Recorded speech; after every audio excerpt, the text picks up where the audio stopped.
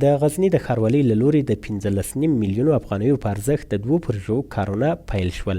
د غزني د ښاروالۍ مسؤلین وایي په دغو پروژو کې د ګلدانیو او نیالګیو د ځایونو رغول او د یو شمېر دروازو او 4 لارو جوړول شامل دي. د دوی په خبره د دغو پروژو د کار په پیل سره به د غزني سلګونو اوسیدونکو ته د کار کولو زمینه برابر شي.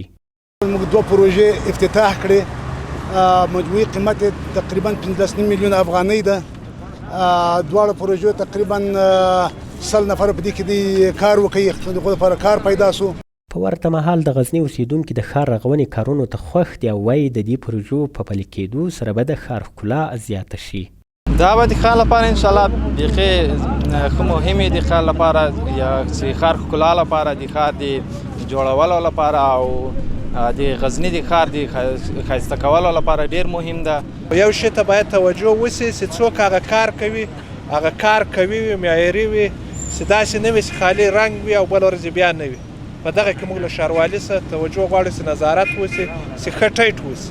دا په داسې حال کې ده چې څه وخت وړاندې د غزني ښاروالۍ د څو نورو پروژو کارونه هم پیل کړي وو.